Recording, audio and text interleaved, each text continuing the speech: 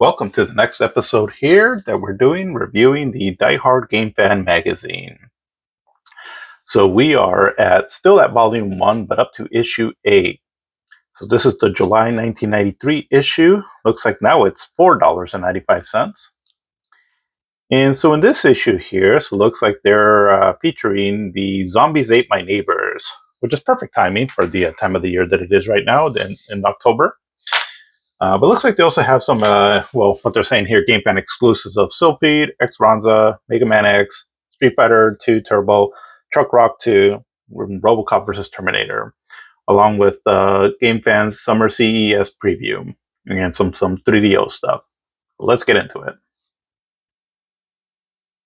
Also, here we have advertisement for some Tengen games looks like on the Game Gear. So there was a soccer game here, World Cup Soccer, along with Paperboy 2, Prince of Persia, and Super Space Invader. I never really messed around with the Game Gear, and so, I mean, more or less, it seems like it was pretty much just like a Master System, but it looks like there's some pretty decent games on there that maybe I should try out sometime. Okay, so we're getting into the table of contents here. I remember looking at this screenshot here of Sylphid and thought that the mountain terrain looked so real. Excuse me. Oh, how simple-minded we were back then. We'll blow you away. Rolling Thunders 3. This is a great game. I think part 2 was a more popular one, but I never played that one on the Genesis, but I did play this one, and I actually thought this was a pretty excellent game, at least back then when I played it. Oh my goodness. So here is a pretty lengthy editorial zone, so let's just kind of start going through it. The nice thing, though, is that it looks like they got rid of some of that weird background that they use, so this will be a little bit easier to read here. Okay, let's get into it. So, welcome to issue number 8. We hope you like it. This month, I should be writing about the upcoming CES show, but instead, I must set the record straight and answer a grave injustice that has been inflicted upon us and many other publications and game companies. Just before press time, which is when I write this section, I got bombarded with phone calls from friends in the industry who received their copies of EGM. Once again, they have acted childishly and lashed out. They did it to GamePro. They've done it to VG and CE. And I think VG and CE was Video Games and Computer Entertainment, I believe. And now they've done it to us. Big mistake. For no reason at all, in their gossip column, of all places, they have accused us of selling illegally copied games and selling the games we review. Let me first answer to these libelous accusations. First of all, we don't sell games. We are a magazine. They are obviously confusing us with Die Hard Game Club, and that is because I am here. Yes, I started Die Hard Game Club back in 1990 in an effort to bring gamers a solid base to buy, sell, and trade games. Once that was done, I left Game Club and started Gamefan. Die Hard Game Club is a separate corporation in a separate location, and we have no bias towards them. Any mail order company can advertise in these pages if they meet our standards. Secondly, as far as copied games go, I am highly against these practices. In fact, when I was at Game Club, I helped shut down 2 stores that were selling copy machines and constantly warned our customers how damaging they could be to the industry. Die Hard Game Club to this day has not and will never sell copying devices. We have obviously beaten EGM so badly that they must now resort to childish backstabbing in an attempt to tarnish our reputation. We make this magazine because we love games. The reason we have so many exclusives is because we are in constant contact with third-party companies, both in Japan and America, often traveling to make friends and acquire the information you read in these pages. GameFan has dedicated staff members, both Japanese and American, devoted solely to producing or solely to product divided solely to product. Kei Kuboki, our international editor, is well known and respected throughout the game industry in Japan, and Jay Purrier goes after so much product, I barely see him, and he's one of the nicest guys you'll ever meet. Our approach to the magazine industry is that of gamers. We're excited about games, it is reflected in our presentation, and the third-party companies find it refreshing and often grant us exclusives. We take our time in our presentations and we take the time to make their games look their best. We also consult and help improve to a lot of early titles. We would never resort to copied games. It is very insulting that EGM could ever imply this. In fact, wasn't it EGM who first introduced game copiers to the American public in their May 1992 issue? The Super Magicom transfer Super NES cards to computer desks. If they would have ever never uttered those words, we would not be having copying cards to problem in the industry that the industry is suffering from today. That quote made the phone ring off the hook at Die Hard. Immediately, cheesy little mail orders began ordering tons of these devices, and Die Hard started losing valuable customers at an alarming rate. They actually think that we would have promoted such a device. It nearly put us out of business. As far as their gossip column goes, none of it holds water. It states that the new Mario collection is an 8-bit when it is 16. Should have read Gamefan. We have shots that came directly from Nintendo of Japan, and that Lethal Enforcers has been renamed Gunstar Heroes. Gunstar Heroes is a new innovative action title by Treasure, and Lethal Enforcers is coming to the Sega CD as Lethal Enforcers. Who writes this stuff? It totally contradicts what's shown somewhere else, or what's shown elsewhere in this very same issue. And this was once a leading publication in our industry. I know their readers are dropping like flies because they're all signing up over here, taking pot shots at a publication that's less than a year old. How professional! Look, we are in the business of reviewing video games. This industry is all about fun, and everyone's come in contact with reflects that attitude, except for EGM. They seem to take pleasure in attacking other publications. But why? Who are they to judge us or anyone else? Do they sit on the phone all week and try to dig up dirt on people? It's unbelievable that I have to waste my time on this childish behavior.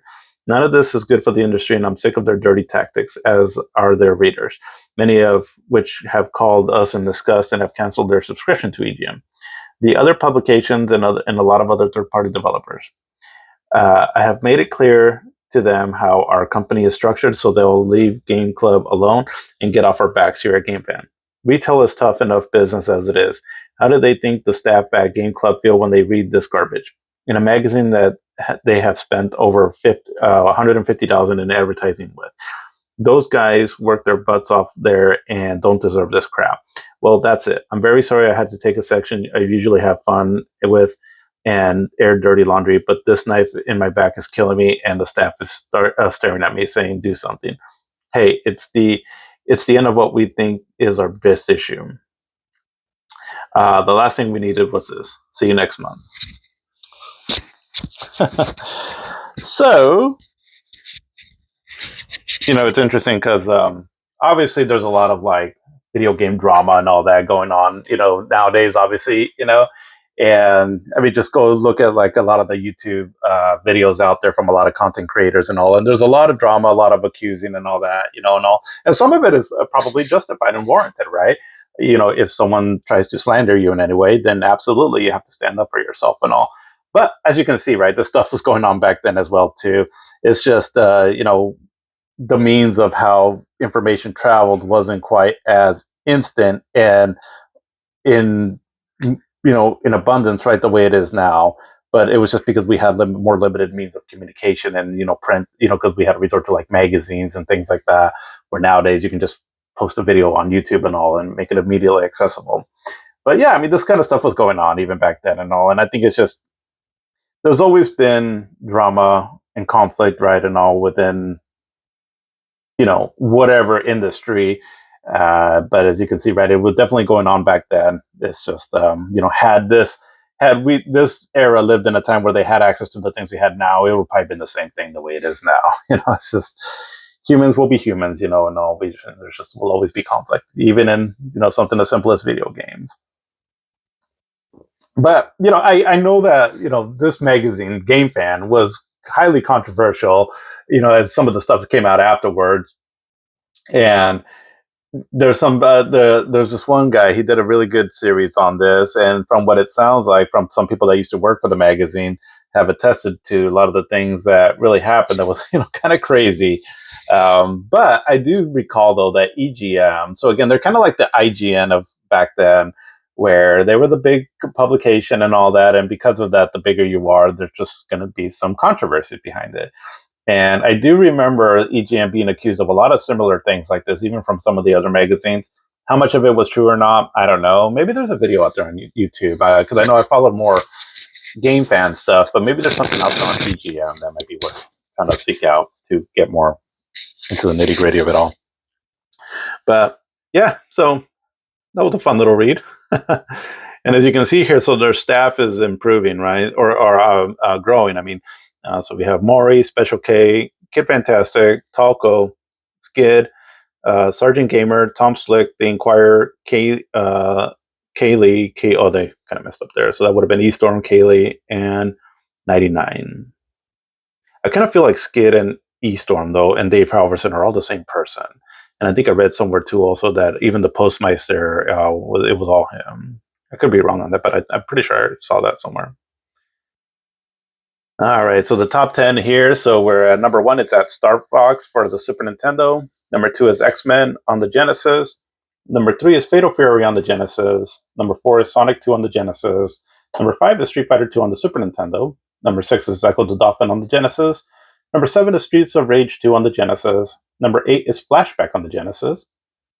Number 9 is Fatal Fury 2 on the Neo Geo. And number 10 is Mario Kart on the Super Nintendo. And for Most Wanted, so number 1 is Sylphid on the Sega CD. Number 2 is Sonic CD on the Sega CD. Number 3 is Street Fighter 2 on the Genesis. Number 4 is Battletoads on the Super Nintendo. Number 5 is Final Fight CD on the Sega CD. Number 6 is Batman Returns on the Sega CD. Number 7 is Final Fantasy 3. Again, I believe they're meaning Final Fantasy 5 on the Super Nintendo. Number 8 is Final Fight 2 on the Super Nintendo. Number 9 is Dracula on the Sega CD. And number 10 is Mortal Kombat on the Sega CD. A lot of Genesis and Sega CDs, huh? Again, this magazine was more Sega bias and all, but I do feel, though, approaching it now where, yes, I do have a bit of a Sega bias from back then, but now that I'm more neutral, right, and all, and I do prefer the Super Nintendo nowadays over the Sega Genesis slightly. I just feel that this stretch right now in the 4th generation was Sega just had more better output of games during this time. So Mortal Kombat coming out to leading video game systems in September of 1993. Mortal Kombat was a big deal because it was able to compete against Street Fighter 2. And I don't think Mortal Kombat plays as good as Street Fighter 2. Actually, I don't think it even comes close to it. But the lure of the blood and gore and the fatalities and all that definitely made the game appealing, though, in that sense. So, I remember I was like, oh, the game plays kind of okay, but oh, that's so cool. I get to, Sub-Zero and I get to rip their spines out, So, I highly feel that the violence is what sold the game and all. But let's see. I know I've seen some people play it, though, that are really good with, like utilizing the combo system and on it. Well, maybe with more of the later entries and all that. But anyways, let's see. So they got some cheats here for Cybernator, Black Hole Assault, Splatterhouse 3, X-Men, and Global Gladiators. Ad for Time Gal. All right, so here we go with Viewpoint with game reviews. So Skid's pick. So because of its all-around incredible graphics, control, and rad voice, my pick for July is Rock and Roll Racing. It deserves an MTV award. Sergeant Gamer's pick. I'll have to agree with Skid and go with Rock and Roll. Although I've never beat him around the track, I still have fun in last place. Tom Slick pick. Let's see, no doubt about it. My pick is Alien 3. The password feature has given me a week's worth of excuses to stay hidden in my office. And the Inquirer's pick. This month was one of the toughest months yet, but as usual, when there's a Capcom game in BP, you know what that means. Final Fight 2. So yeah, so let's see. So we have some pretty good games here. So we have Splatterhouse 3. Splatterhouse 3, I really want to enjoy this game. It's really hard. All the Splatter games are, or Splatterhouse games are, but 1 and 2 were kind of more of they're kind of beat 'em ups, but it's like more of just like a side-scrolling game where, you punch or kick your way through enemies. Where Splatterhouse 3 kind of played a little bit more like a beat 'em up, like Streets of Rage, or, along those lines of Final Fight, where you can move kind of up and down on the playing field. And you have some combos that you can do on enemies. You can grab them and so forth. And it was really hard, though, but Here, I'll read one of the. Let's see, what's the highest review here? So let's go back to this one here. So Jason's back. Splatterhouse 3 is Namco's grossest game on any home system since Splatterhouse 2. The graphics are much better than 2, and the levels are longer and harder, and the music has to be heard to be believed. If you own a Genesis, this is the last Splatterhouse that Namco will ever make, so check it out. I really love Splatterhouse. I think it's a great franchise, and 1, 2, and 3 are great. Again, 3. I feel like three is really hard, but it's so cool though. But we did get a Splatterhouse game though on the PlayStation 3 and the Xbox 360 era, which is not bad. It's I actually had fun with that game. It's not very polished. It definitely has some issues, but the setting, the music, the voice acting, and all the humor to it, the dark humor to it, and all that, I think it was great. It's just unfortunately that the gameplay, it's a little rough. But let's see, Jungle Strike. So these games are kind of getting popular. I never really got into them, like Desert Strike, Jungle Strike, and I think there was Urban Strike. Uh, Here's another one, or the Jungle Strike when they're reviewing it here. And then Rolling Thunder 3. Yeah, I remember they didn't give it the best grades, but I this is one where I actually didn't mind. But Rock and Roll Racing, they really raved about this game here. So let's go with the highest one here. So, man, I have gone ballistic over this one. Rock and Roll is one of the best driving games I have played, and definitely one of the best two-player games I've had the pleasure of booting up. Interplay has gone over the top and to create one of the best titles in 1993. Wow, high praise. And it is. It's a really fun racing game. It's hella fun. The music is actually pretty cool. There's like a cool version you can get now. It's like on a Blizzard game compilation. It's got Rock and Roll Racing, The Lost Vikings, and Blackthorn, I believe. And if I recall right, you can play this game just as it was back in the day, like on the Super Nintendo. And the music, it's kind of cool, right? And I mean, it's the kind of like a meaty version of like the popular rock and roll music. But if I recall right, I think there's a version of it where you can play where it sounds like it's the actual music. So that's kind of cool. Let's see, Rocky Rodent looks like a decent platformer. The Legend of the Mystical Ninja. I remember this game being kind of popular.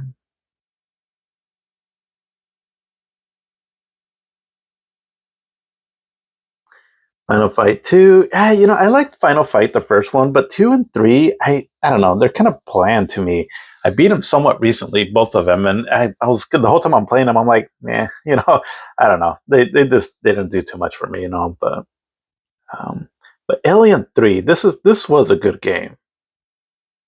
I remember we rented this game when my our buddy, he's one of my brother's friend, brought the Super Nintendo over, and we rented this game, and I'm pretty sure we rented it going off of this review here. But let's see. So this one here. So the the Action Quest game was great on the Genesis, and it's now even more fun on the Super NES. Each mission is filled with awesome graphics and the cool backgrounds. The animation on all the characters is fluid, and the missions are long and challenging. This is the type of game you'll spend months trying to finish. Yeah, I remember it was a bit hard, but it was cool though. The one on the Genesis, it's okay. I actually played this one first, and later I played the Genesis one. But that one's okay. But this one was really cool though, and it has some kind of, kind of sort of like Metroidvania kind of gameplay in a sense. And I remember it gave me the feeling of what at that time I felt that Metroid would have been like had we received one on this, during this generation. And because Super Metroid hadn't quite come out yet, so this sort of filled in the gap of that there. And it looks like it was published by LJN, that company that did like really shitty games back then. Because it was Probe developed it, so it must have been just LJN or Acclaim or however that worked out that they published it. But yeah, great game though. Alien 3, I thought it was really good. Toddlers, some kind of a puzzle game. Bomberman 3. Games are supposedly really fun. Maybe I should try to see if I can convince my daughter to play one of them. I know that the one on the Sega Saturn was really fun.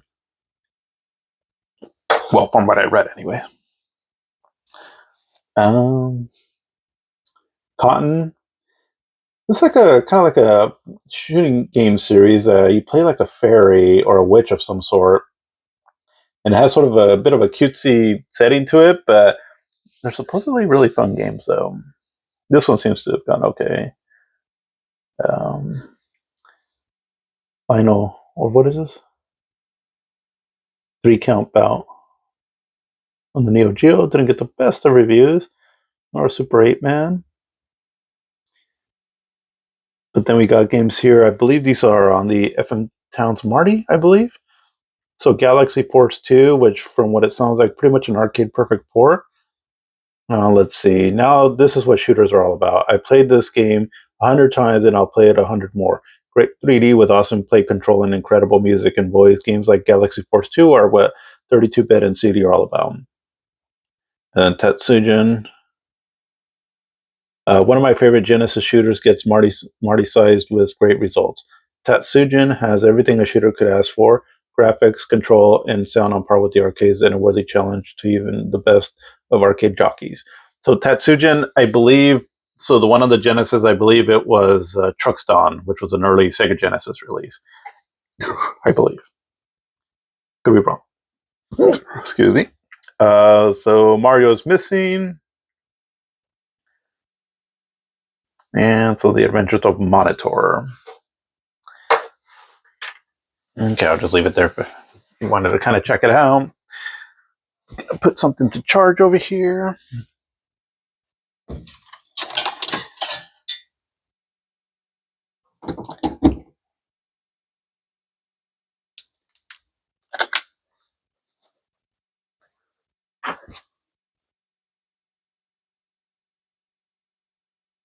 I got this. Damn, it's bloody. You got this Sergeant Gamer. I'm gonna assume maybe this whoever was the writer behind this and all, whoever the character was on this, he was in the military. I'm gonna assume. That's funny though.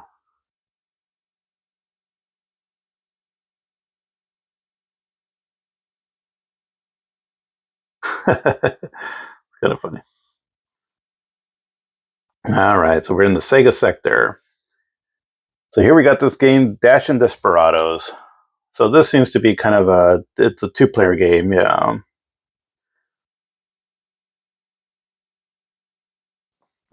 I do miss the days of like couch co-op to 2-player games. Although, been having a lot of fun though with stuff like the It Takes Two, or I've been running to play that Split Fiction game too, also with either my wife or my kid. They're just fun games, right? And all when you're next to each other and all. I feel like it's just. I wish I wouldn't have gone away with that, because everything kind of is more focused with online gaming, which I get. I mean, that's kind of the thing now, but I don't know. Just seems like we miss out on a lot of these games. But this game seems. I remember this game getting decent reviews and all. So maybe a fun little game to check out sometime. Chuck 2, Son of Chuck.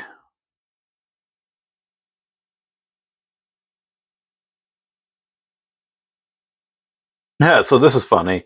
So, we complain about loud nowadays about there not being anything new. I mean, that was kind of a thing back then too, also. So, gamers are constantly crying out for something new, but are seldom heard. Most game companies keep churning out the same old hack and slash or jump and kick, but not core. They have always provided us with innovative new challenges like Wonder Dog, Jaguar XJ220, and the original Chuck Rock. Core has now entered the next generation by introducing Thunderhawk, distributed by JVC, and Chuck 2, Son of Chuck, picked up by Virgin, along with their announcement of becoming a 3DO license. Chuck 2, for a game cartridge, breaks all the rules. Throw all your perceptions of what the Genesis can do out the window.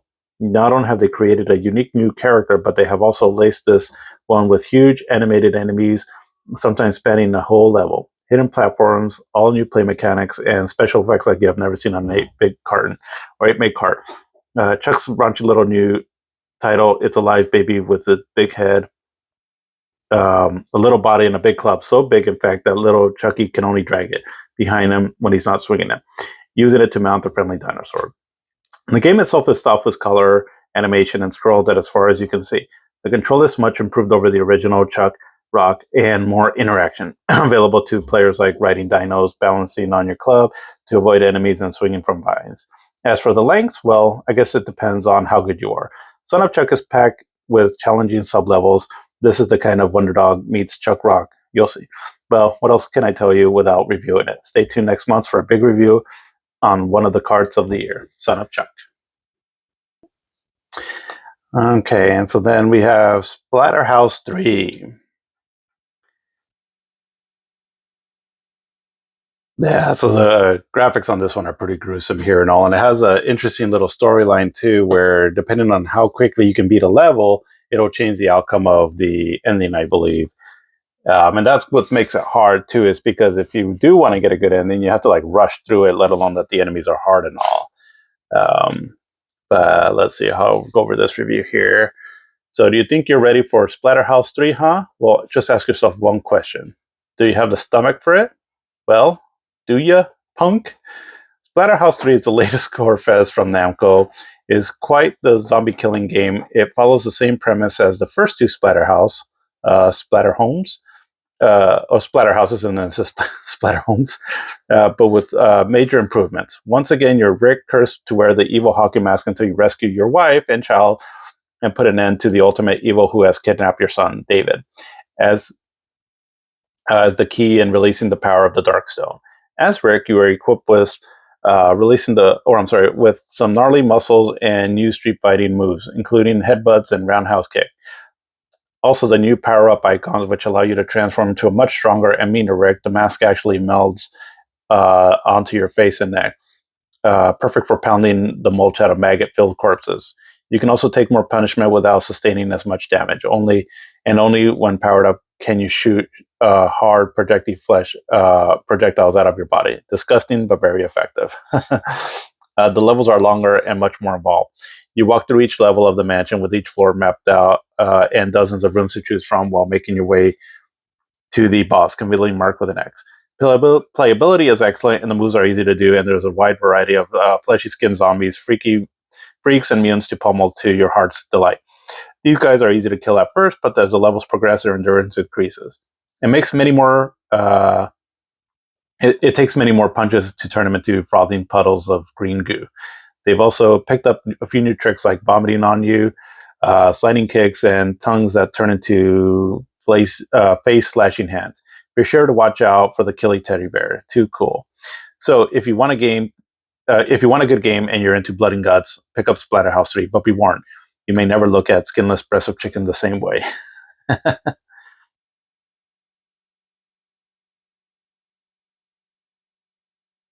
But yeah, I remember this boss would make like a weird sound effect. Cool game. Like I said, I just remember it being really hard. Maybe I should give it another shot now that I'm a bit older and I guess a little bit more seasoned game player. But I do remember back then it was a bit hard. Yeah, this scene right here, this is pretty creepy. It's pretty cool though. Um, yeah, Splatterhouse 3, great series. I really wish it would revive this series somehow again. Okay, but Jungle Strike here. Maybe I should try these games sometime.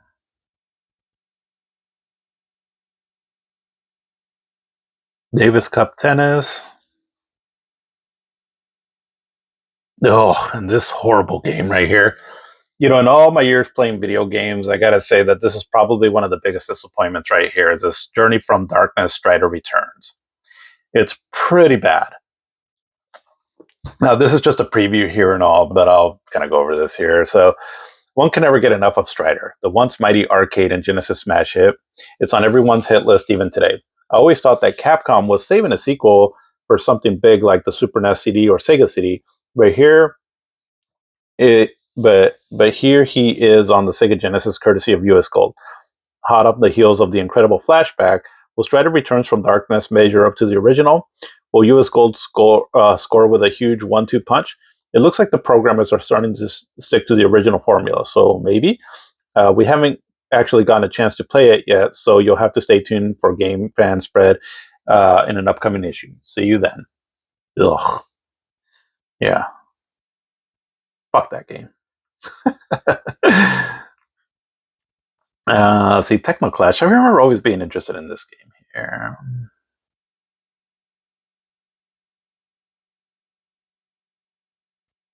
Look kind of like a Mad Max kind of style setting, but with like a top-down RPG kind of elements to it. Or Arcus Odyssey, yeah. Arcus Odyssey, that's a pretty cool game too. Oh, excuse me. Rolling Thunder 3. So again, they didn't think too highly of it, but I actually liked it. So I would definitely say, if you like side-scrolling action games, definitely check out Rolling Thunder 2 and 3. Part 1, yeah, I guess Part 1 too also, right? If you don't mind playing like more older, I believe Part 1 should be on the original Nintendo or the arcade version if you can find it somehow. But 2 and 3 are on the Sega Genesis, and I don't know. I think that they're fun games. Gauntlet for the Sega Genesis. One thing that I don't know if I ever played this version on the Sega Genesis. I mean, I played Gauntlet before on various other ways like arcade and the Nintendo and all. But I remember hearing how the Sega Genesis version had really excellent music, though, and sound effects. Okay, so I even mention it here. So this excellent version of Gauntlet features some of the best music ever heard on cartridge, as well as over 100 voice and sound effect samples. Huh. Maybe we should try to play this game somehow. RoboCop versus Terminator. I was kind of excited about this game because they combined two of my favorite 80s movies from back then into one action game. And it was pretty cool. I did like this game. Um, it's um, it's not truly incredible, but it's definitely not bad though. Let's see, with it K's Flying Squadron, I believe is what this game is called. Yeah, K's Flying Squadron, which this had ended up becoming kind of a rare Sega CD game. I never did play this game, but I do know that it's kind of a rare Sega CD game. Cyber Leste, or as it would later be known here as Robo Leste here in the United States. I really dug this game. This was one of the Sega CD games that we bought, and again, it might have been just because again, right back then we only had access to so many games, and so for some reason, I think my brother bought this one, and we really enjoyed it. And so anyway, this is like an early preview of it here. But it's more or less like a pseudo sequel or whatever, right, to Musha, which was I've actually been playing that game fairly recently, and which is an excellent shooter. And yeah, this one it's cool too. Also, I really enjoyed this game. It has a kind of like a cool little story, but some of the cheesiest acting you'll hear. But at the time, even at the time, I thought it was cheesy acting, but I just thought it was cool though, right? That we're getting to this point where it's telling like a story and all that with acting. But then the mighty Sylphid. Man, I remember looking at these screenshots and thinking, how does that move? How does that look? And seeing it for the first time, right? It was mind blowing. This is one of the times in video game history that, for me personally, when I first saw it, I was truly blown away by what graphics can be in video games. I had seen Star Fox, and like in, I don't know, maybe like at stores, in demos and all that. I maybe we rented it at one point. I don't quite recall.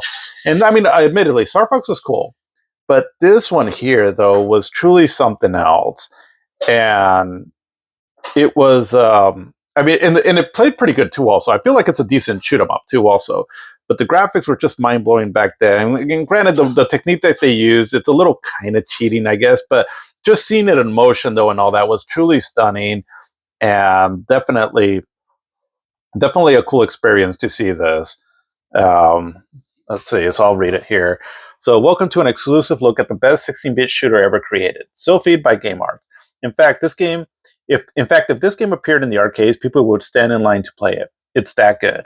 Last January, when an early version was shown for the first time at Winter CES, many people were skeptical and thought the game must be in full motion. Must be a full motion background with a shooter plastered all over it. They could find no other way to explain it. Sylphid sensed nothing. Sylphid sensed nothing currently in development can even come close to its splendor. What? That doesn't make sense. Well, I have news for them. The huge polygons you see. Let's see. The huge polygons you see in the game. Well, I have news for you. The huge polygons that you see are in the game. You fly to them, in them, and through them, and they shoot back. The Okay, let's see. Where did I live? Oh, sorry, I had a little. Um, let's see. So the way this game moves is absolutely amazing. Your ship is a Sylphid SA-77, can move both left and right and into and up close to the screen, zooming very smoothly. Your basic equipment is a pulse laser, and your bottom firearm is equipped with the neutron beam cannon, the photon missile launcher, or graviton bombs. The enemy characters are equally impressive polygonal crafts that often animate as they open up to attack you. Actually, everything about Sylphid is amazing. It's unlike anything you've ever seen before. It's the first true statement to the Sega CD's hardware when manipulated correctly. We'll be bringing you more and more on this incredible title throughout the next few issues, right up to its release by Sega of America Game Arts here in the States. So until then, keep these pages open on your nightstand and have pleasant dreams. So it's like scaling and rotation. So my understanding, I could be wrong, but well, when I look at the game now, right now, I've been able to play this game again, thanks to the emulation.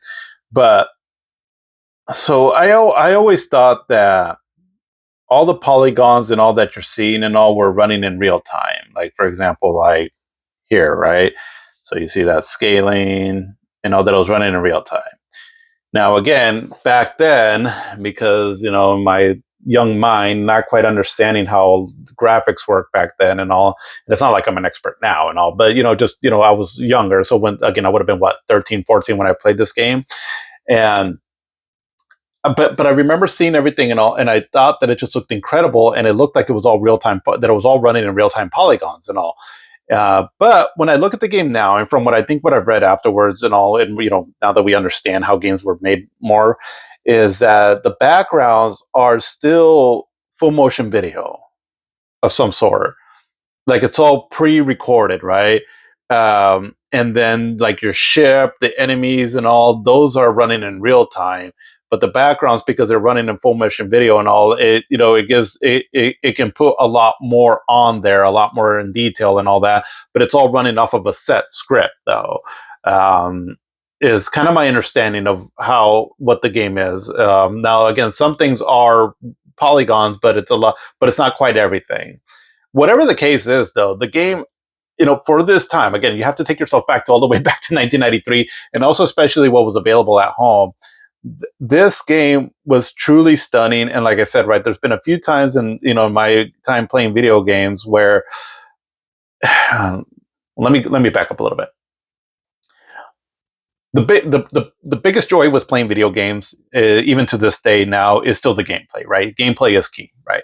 But there is a part of me, though, and all that I'm absolutely just floored by video game graphics and the imagery and all that, the artistry or the technology behind it and all that. I'm just amazed how like these worlds get created and all, and it's just something that I've always geeked out about, going way back, since I was a kid, even before this, right? Starting with like the early days of the Nintendo, the Sega Master System, and all that, on how they can transport you to a different world, and how they use the technology available at the time to achieve that effect. And so, because of that, I do have a fascination with graphics and video games. Um, More because of that I'm just impressed of how they bring a world to life, right, so to speak. And there's been a handful of times in the playing video games and all, where I was just truly impressed with the graphics and all, that it blew my mind. Oh, like it almost like opened up a new world in my mind, right? Sylphid was one of them. Again, what trickery that they used, right, to make it look the way it did back then, it was truly something else. I mean, it was definitely like looking into the future again, right? And it was just mind blowing. It was truly mind blowing, and we're gonna get more into it and all as they start reviewing the game and all. Again, this is just more of a preview, but I never actually owned this game back then. We had another buddy of ours. So it was two brothers, and they were roughly about the same age as me and my brother, and so we got to know each other. And so they were one of the only people that we knew that had the Sega CD, because again, the Sega CD wasn't that popular, all things considered, and but they had it though, and so then they would have certain games that we didn't have, and also then we would trade games with them. And this is one here that I remember when we found out that they had Sylphid, and I think that's how we got to know each other, because we were out on the playground, or not in the playground, like well, I guess kind of in the playground, because we would have been in junior high school, yeah, because I think I met this guy it would have been in eighth grade, I think. And I remember talking to him like, "Wait, you have the Sega CD? What? You got Sylphid?" It wasn't something that everybody else really talked about because whoever would talk, whatever friends I had back then that were into video games, which wasn't a lot actually back then. Okay, little kind of giving a little bit of my past here is so in elementary. I mean, I had some friends and all that. They were kind of the geekier friends, and also they would have they would play some video games and all. But then as I started getting into seventh grade and eighth grade and all, I started kind of hanging around with a different crowd and all that. Where their thing wasn't video games at all, and so that kind of led me to hang out with a bit of a more crowd that led into high school and all that. And so, anyway, that's that's I just made some dumb decisions back then as far as my choices in friend. But this one friend, though, again, right? We were like, you have the Sega CD and you have Sylphid. It was very unheard of because I was already realizing that the Sega CD and Sega related stuff and all that was very niche. Let alone that anybody that would play video games, the people that I hung around with already very niche.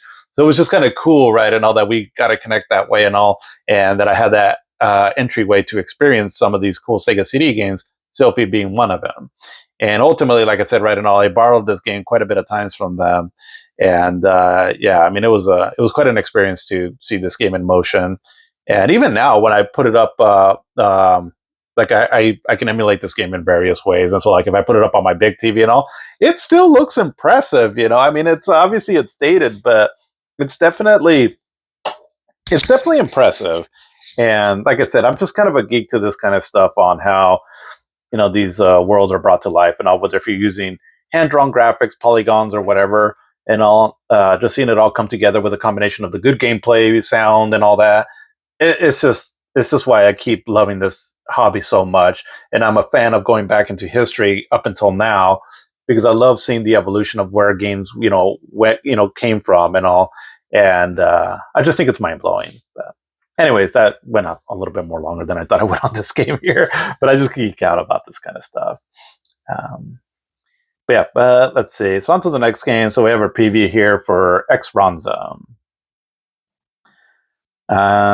So yeah, this was a cool game and definitely made the Genesis hardware really sing with this game. I mean, it was doing some pretty impressive stuff.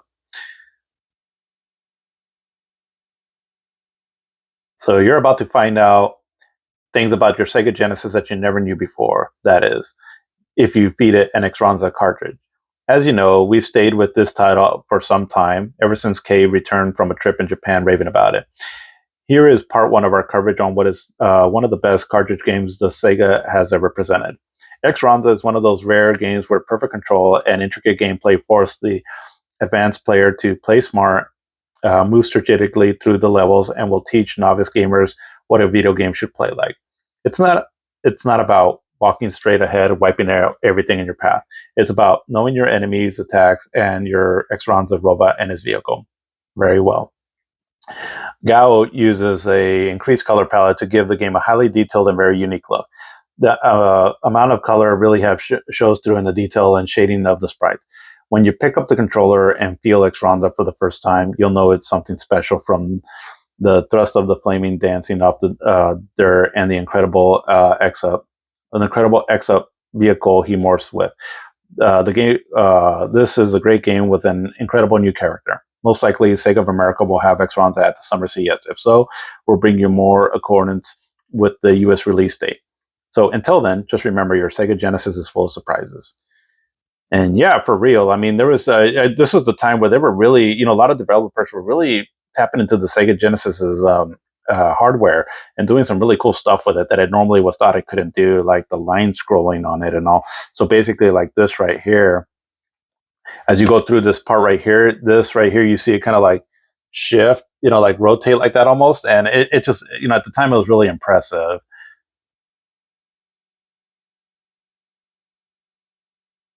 That water effect I remember looking. Yeah, like these parts right here. I mean, this stage right here and all was really cool.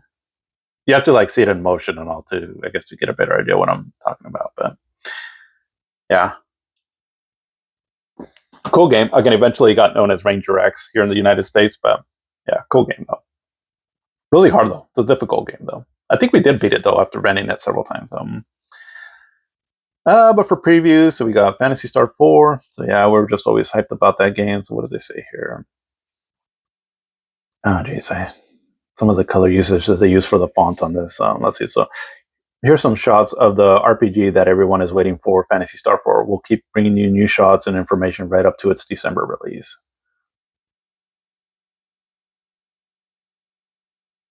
Okay, and so then we have Golden Axe 3, which it was okay. And Troubleshooter. Sonic Cities. So let's see. So Sonic City is back in action. We received these new photos just recently, along with the announcement that it will be at the Tokyo Toy Show in this June. There is still no official release date, but hopefully one will be announced at that show. Kay will have a full report on the Tokyo Toy Show next month. One of the funnest games of the year is definitely Konami's Zombie Ate Our Neighbors, which is thankfully making its way to the Sega Genesis. Don't miss it. This game is a total gas.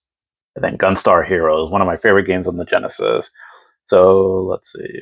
So after seeing Gunstar Heroes in action, I can almost certainly guarantee that it'll be the best Sega card to date. Hopefully, Sega of America will be picking this one up, and we'll see it in the upcoming CES. If so, expect major coverage very, very soon. Yeah, Gunstar Heroes, it's amazing. So an advertisement for Royal Rumble. Oh, what happened here?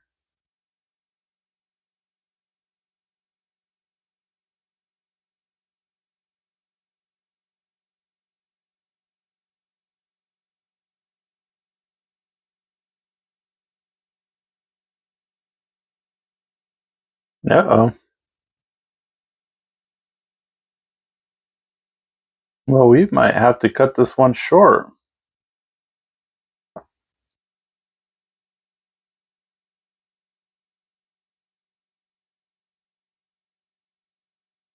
Well, I guess I probably should have reviewed this before. Let's see.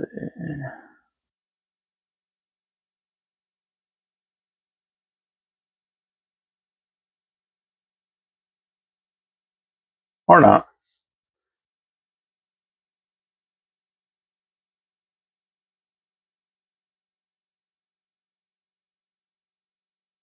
Okay. Not sure what happened there, but hopefully we'll get through this without too much glitches.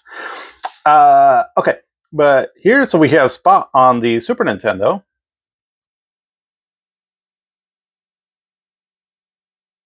So,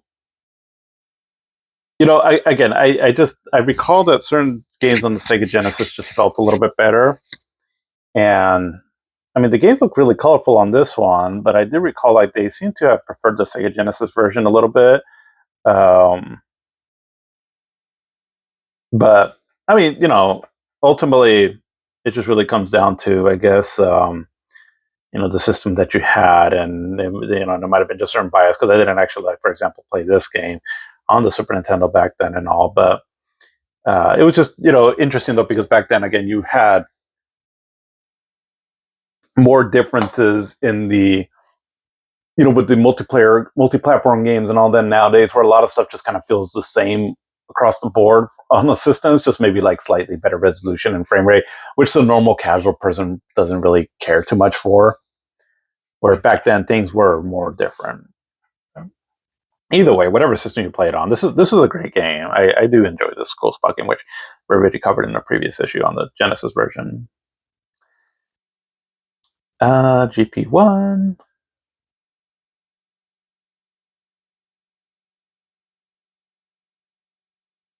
I just read something here that I remember. Yeah, one thing about Mode 7 is looks like it couldn't do hills.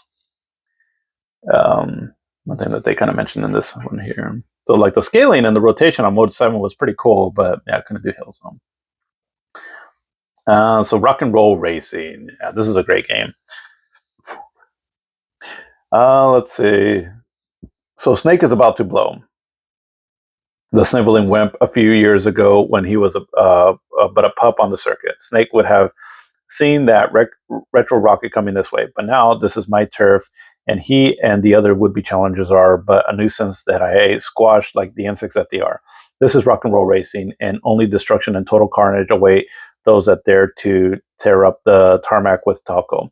At Winter CES, I had the pleasure of seeing this game for the first time. Rock and roll was one of those games that we knew a whole lot about going into the show, but after playing it, Interplay had me hook, line, and sinker. As you know, I love racing games, and Rock and Roll Racing is the best I've played. This is one of the instant classic party games of all time. The two-player game represents the best that video games has to offer. Graphics, music, sound, control, and fun, it doesn't get any better than this. Rock and Roll Racing is one of those rare beasts that you will be pulling off of your shelf 1 or 2 years from now. It's that good. Interplay is known for producing quality titles, and Rock and Roll Racing is now the best in their stable. You can go no wrong with this title. If you love video games, then you love Rock and Roll Racing. Listen. Yeah, fun game. Fun game. Definitely check it out. There's, like I said, you can get it on modern consoles nowadays. Great game.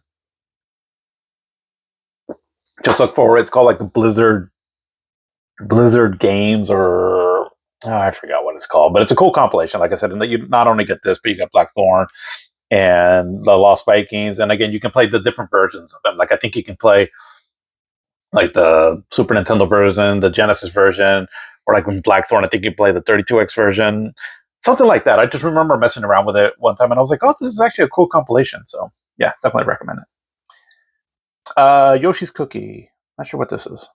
Some kind of a puzzle game. Battle Cars. Seems to have kind of a Mode 7 sort of look to it. Or Mode 7 of F-Zero. Rocky Rodent. Again, this kind of like little platforming game. Young Merlin.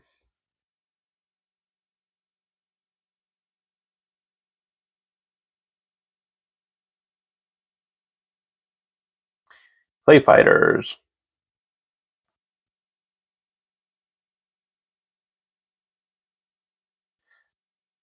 I I don't think I've ever played this game. Maybe I'll try to check it out sometime because I was always curious to see what the graphics actually look like in person when they're using clay animation like this.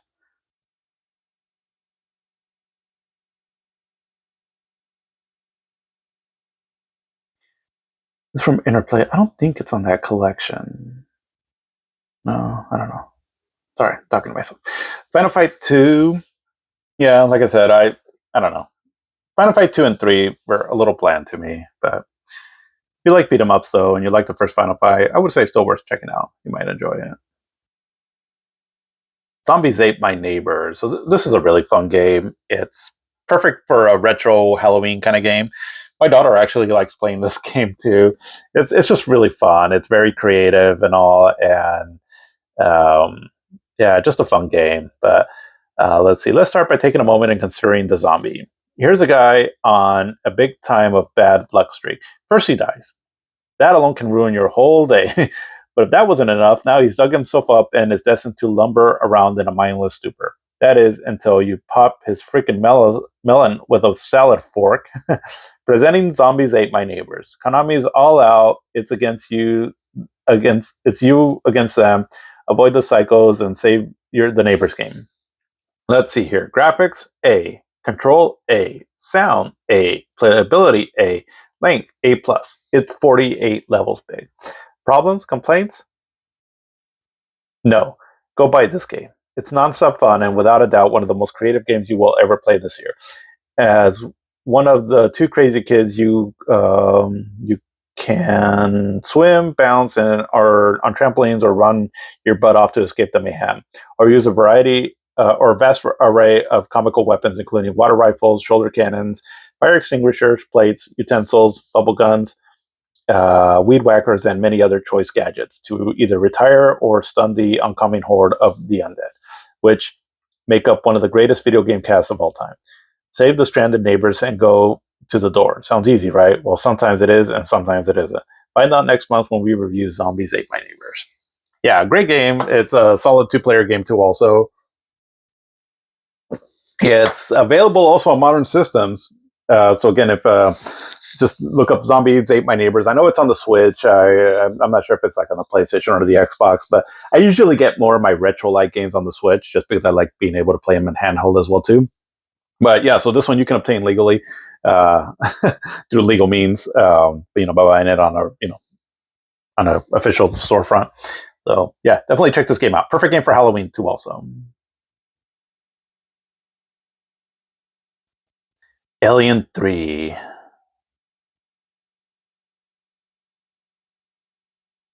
Yeah, I remember I really enjoyed this game. The movie, Alien and Aliens. So the first two movies, so the first one done by Ridley Scott and the second one by James Cameron, are excellent sci-fi horror action movies. The first one tends to be more scary, where the oh, I'm sorry, yeah, the first one tends to be more scary, and the second one tends to be more action oriented. After that, though, Alien 3, Alien, what was it called? Resurrection, I think, and then the Prometheus, and I forgot what the other one was called. They're okay, and I don't know. I'm not a big fan of them and all, but so unfortunately, the Alien and then the Alien versus Predator movies weren't that great either. If the fame that Aliens got as a franchise was really because of the first two movies, they're excellent. But there has been some decent video game spin-offs though, and this being one of them here. The Alien Earth show though that came out on Hulu recently. I saw the first episode and it actually looks pretty good. So I really need to finish watching that show. But anyways, Alien 3. This is a great game. I highly recommend it if you are kind of more into like 2D action adventure games. Um, so here I'll just kind of read this. They can probably describe it better than I can. So movie titles are sometimes a letdown, probably due to the fact that the producer knows he can ride the coattails of the movie and have enough success to make and have and make it a worthwhile venture. This is not the case with Acclaim's Alien 3. In fact, it's just the opposite. In this case, if the game came out first, the movie might have done better, even though it was a sad sequel to The Mighty Part 2, which is true. Alien 3 is an excellent game. In fact, it's one of the best. I know a lot of you are probably thinking that this is just a Super NES version of the Genesis Alien 3, which is also excellent, but it's not. This time out, you'll do a lot more than just rescue hostages. At the beginning of each round, Ripley must find the terminal. Once there, you can choose one of the many missions in that round, receive an objective, and then choose to either accept or pass. Only after completing all the missions can you move to the next level. This makes the game extremely long and diverse. Some missions are short and some are long, repair jobs, etc. So you're constantly changing your strategy. 3 lives are given and you receive a password after each round. Although the play mechanics are well thought out, what really makes this game so good are the graphics, which are absolutely fantastic. Ripley is drawn and animated extremely well, and her flame looks incredibly real. The backgrounds are pure alien, well shaded, and dark, dank locales, transparent mist, and acid rain. The team at Probe spared nothing when they put this one together. So, do I have any complaints? Well, not personally, but I think the most beginners will have a very difficult time in the later levels as facehuggers popping out everywhere, and you must instantly zap them, conserving weapons perfectly to complete the tougher missions. Alien 3 will only be beaten quickly by advanced players. But hey, isn't that the good point? Playing over and over makes you a better player and makes a game last. And when you've got graphics and control this good, it's certainly worth it to fight through the end. Overall, Alien 3 is a top quality Super NES action title with excellent graphics, control, phenomenal sound. The movie may have been a dud, but the video game is awesome. Yeah, it's a truly excellent game. But here's a Super Nintendo game and all that I don't really recall it being too well talked about in previous or in other issues, but here they really raved about it. And then we got this Toddlers game, so it used to be some kind of a puzzle game. Dracula. So now this is very different from the Sega CD version. This used just kind of more traditional pixel art, hand drawn pixel art. Let's see. Then we got Super Bomberman. And then Goof Troop. Goof Troop, I remember, yes, from Capcom. Seems to be kind of like a top-down puzzle game of some sort.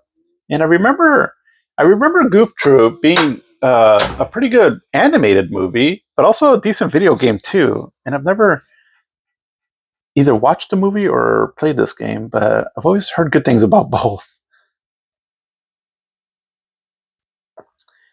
Evo, Search for Eden. Or is this some kind of an RPG from Enix? Street Fighter 2 Turbo. Back in the day where we had to pay full price for what generally DLC. But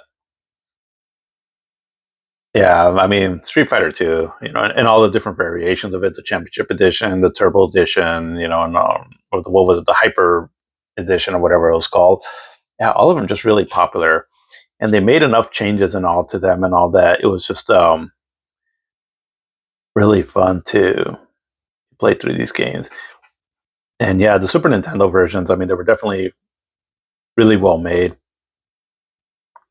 Uh, I mean, yeah, I mean, both the Super Nintendo had Street Fighter Two, Street Fighter Two Turbo. Is that what it's called? Street Fighter Two Turbo, or yeah, I think yeah, or maybe it was called Hyper Turbo, whatever it was called. But yeah, Street Fighter Two, Street Fighter Two Turbo, and then Super Street Fighter Two. And where the Genesis has Street Fighter Two Championship Edition, and then Super Street Fighter Two also. All of those Street Fighters there and all, at the end of the day, they're all excellent ports depending on which system you had back then. Nowadays, if you wanted to go back to check them out, they all have their pros and cons to them, right? Like there's certain things that I like about the Super Nintendo versions more, and there's things that I like more about the Genesis versions. And so again, it was just kind of cool to check out those the differences on them and all. Especially nowadays, right? I don't know if you can go back and play these games and just see what the differences were.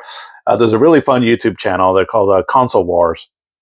And these two dudes, they're just hilarious, and how they break down like the differences between the Sega Genesis games and Super Nintendo games, and the version or the videos that they do of like the Street Fighter 2 games. And I don't know, they're pretty hilarious and all, but they also pretty educational on pointing out the differences, right, in each version. Yeah, Street Fighter 2 was a big deal, and yeah, to this day, I mean, Street Fighter 2 is definitely one of the more highly influential games out there. Let's see, but here, so Top Gear 2, I remember those being a somewhat popular racing game on the Super Nintendo. Here we're talking about the Mario Brothers collection, or the Mario All Stars collection, which is a really great little collection there. When it comes to remasters and all, whatever you want to say about remasters and remakes and all that, but Nintendo usually does a pretty good job of them. I mean, they usually do, not always, but I feel like for the most part, Nintendo does a fairly good job of updating the games when they do update them. I feel like they should have more options to make their games available more, but when they do go out of their way, right, and all to actually remaster a game and all, that's not just like on a subscription service or so. They do a pretty good job, and this kind of was the start of it here with this Mario All Stars. But here they're talking about Fatal Fury 2, that it's starting to look pretty impressive.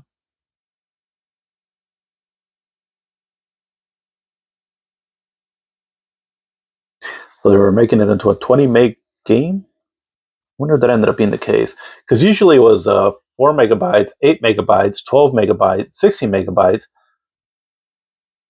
I don't know. I don't recall like too many 20 megabyte games, but I remember 24 megabytes starting to become a thing.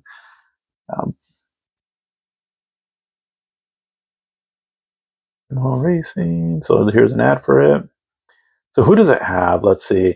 So featuring digitized soundtrack, featuring Bad to the Bone, written by George Thorogood, Paranoid by Black Sabbath, Born to Be Wild by Steppenwolf, Highway Star by Deep Purple, and Peter Gunn by H.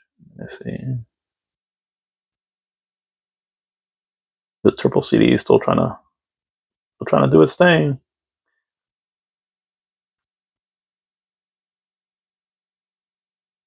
Theron's Quest. It's kind of a 3D puzzle or dungeon crawler. What is this? I can't even read what it's called. Sid Mead? Terraforma? Huh. Graphics look interesting. Cotton We talked about that game a little bit earlier. Batman. So this is sort of like a top-down action puzzle game, from my understanding, and it was based off of the Tim Burton's 1989 Batman movie.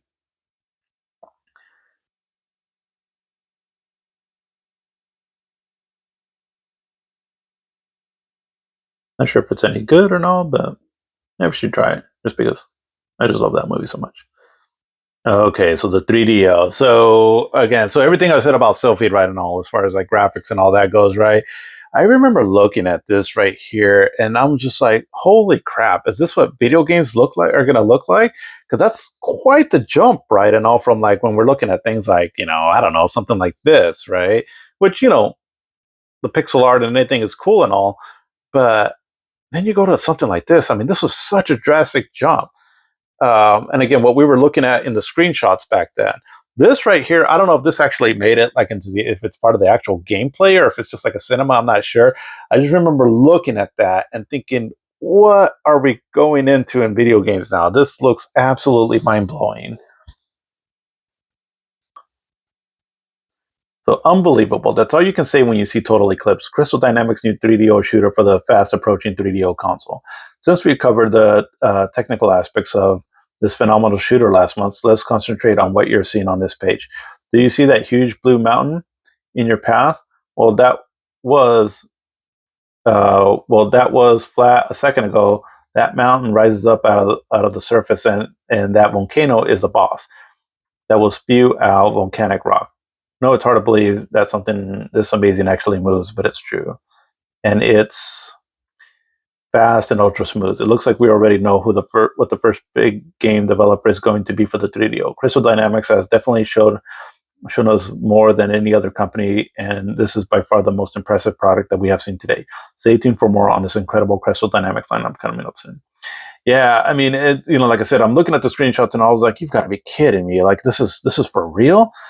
Again, I don't know if this is like part of the gameplay, no, because that does look pretty detailed there. I don't know, but I have played a little bit of this game, and when I go back to it and all, I'm like, oh yeah. I mean, it's not horrible looking, but it's it's just we were just super impressed with it all as we were, starting to come out with these things here.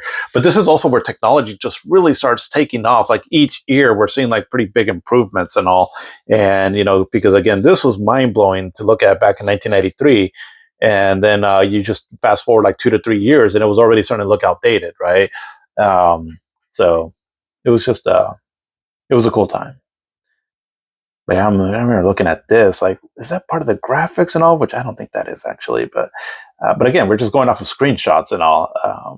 But yeah, I do remember looking at this, and I was just so excited for what the future could bring for video games.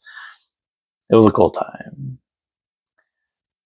But the street count bout looks like it just reviewed okay for the Neo Geo. 8-Man, a lot of beat 'em ups and wrestling games and fighting games on the system. But the FM Town Marty.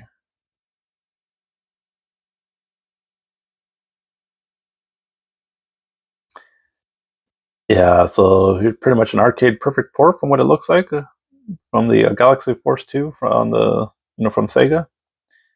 And then this yeah, okay, so remember Truxton? Yeah. Okay, so yeah.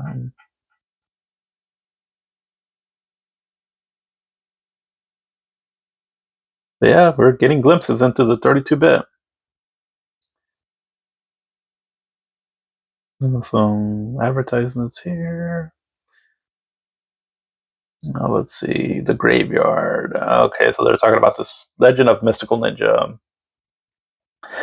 Let's see. So back in the early days of the Super Famicom, a weird-looking little action game, Mystical Ninja, popped out by Konami. No one knew who Goemon was, but it was Konami, so we anxiously awaited its arrival. Who knew? Who would have ever thought that this would be one of the best games of that year? Mystical Ninja has a very interesting format where you will explore vast towns fighting enemies and collecting money. In these towns, you can partake in any incredible array of activities, including dog racing games. Um, oh, geez, a lot of this is cut off. Okay, I'm not going to try to read that. But yeah, I do recall this game being pretty fun from what I read. I never actually played it, but Maybe we should try it out sometime. Then for portable, so Mortal Kombat coming out to the portable systems on the Game Gear and the Game Boy. I guess, decent for what they could do back then.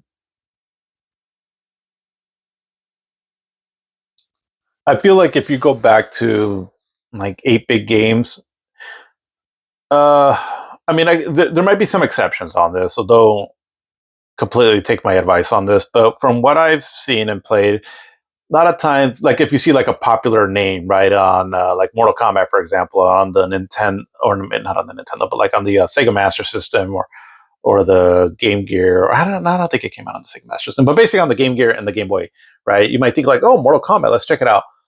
A lot of games that were from like fourth generation that went down, they had down ports on the third generation. A lot of times they aren't as good, right? Because there were like dumbed down versions of them and all that. So usually I would advise, like, if you're trying to play third generation games, try to stick to games that were made specifically for that generation. Because like I've played a little bit of like this Mortal Kombat here on the Game Gear, more recently, and yeah, they're not that great.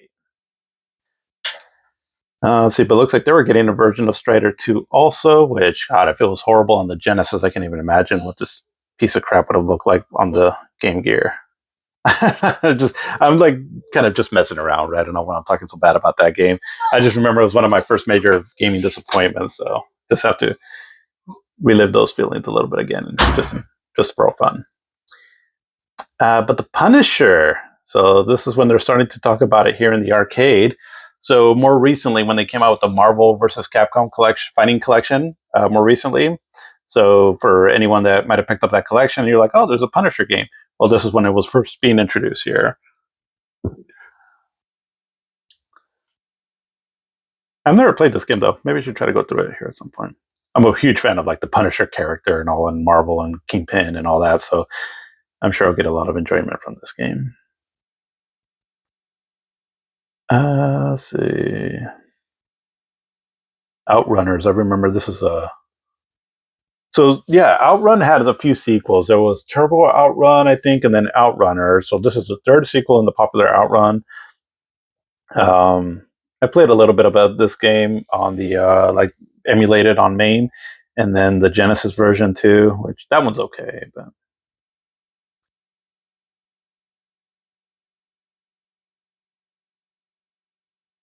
All right, so here we get to other stuff. All right, so again, I'm just going to leave it there and all if you wanted to sort of browse through it, but I'm going to see if I can pick up on just any major thing here. Let's see.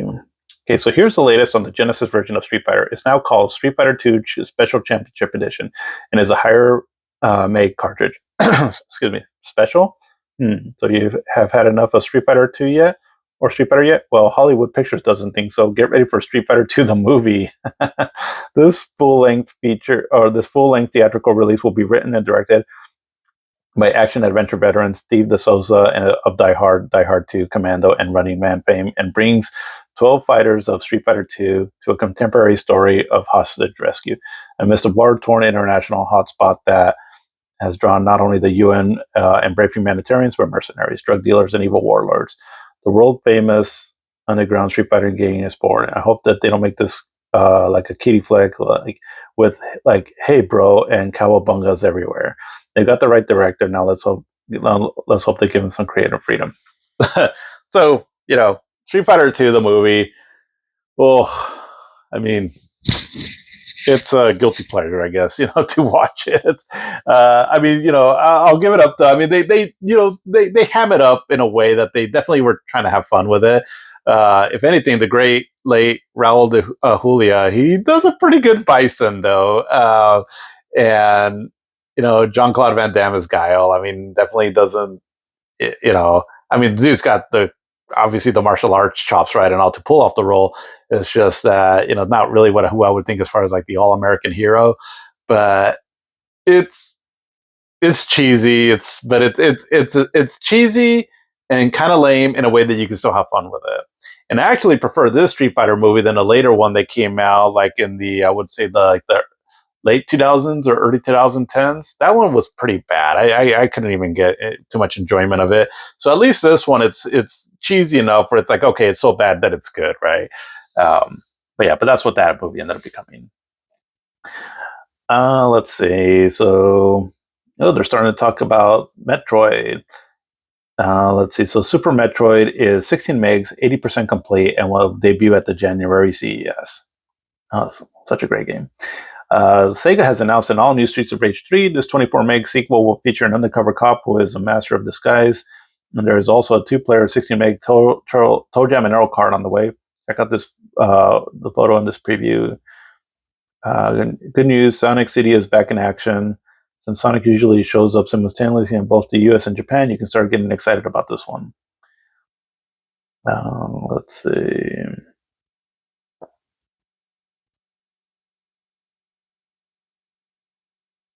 For all you loyal Turbo fans out there, Konami's about to make you happy with the Super CD version of the original Castlevania. Hopefully, we'll get a release date coming up soon at the Tokyo Toy Show, where it's East 4, Super Darius, and hopefully Strider will be shown for the Super CD. So I wonder if that Castlevania game they're talking about, it ended up being the Castlevania Rondo of Blood. Not sure. But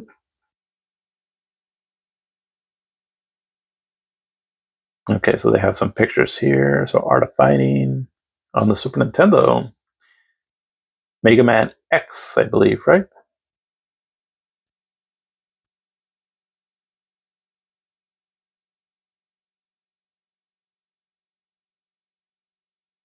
Didn't really play Mega Man X and all. I'm still kind of going through some of the Mega Man games. That's a series that I completely missed out on when I was younger, so I was playing a little bit of catch up on it. Teenage Mutant Ninja Turtles Tournament Fighters. There was one on the Genesis and the Super Nintendo. I know that the Genesis one, or I'm sorry, the Super Nintendo one was kind of known like the better version. Let's see. Castlevania Bloodlines. So those, I remember getting excited when I saw that. I was like, oh, it's for real. Castlevania on the Genesis.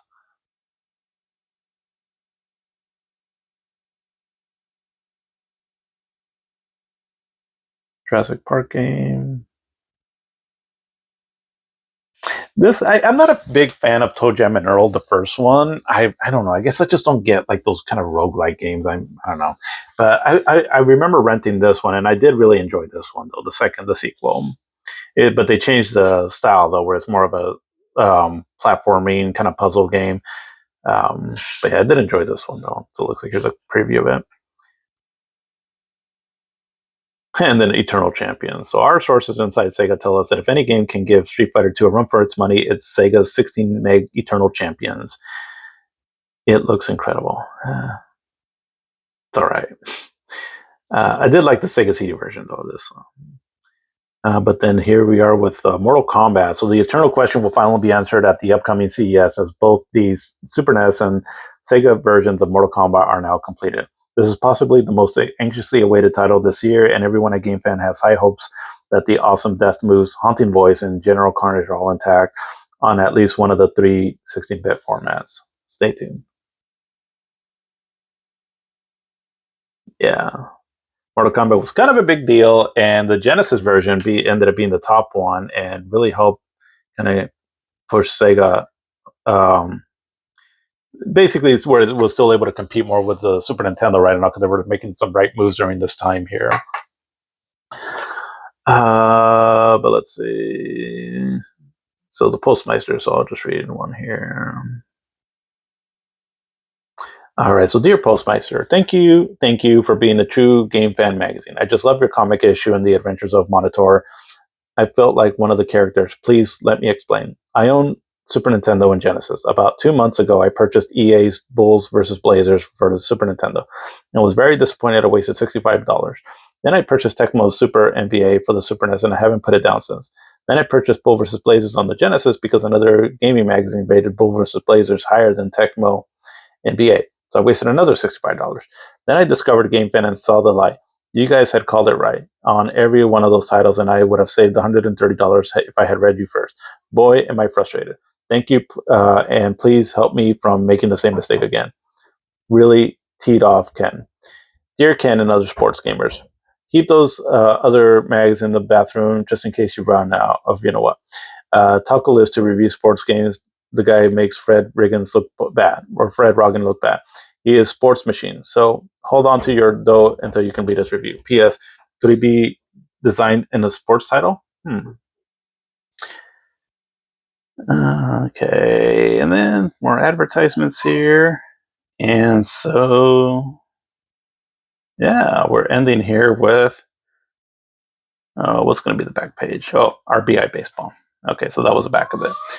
So, yeah, so that's what we got here for this issue of Gamefan. Again, that was Volume 1, Issue 8.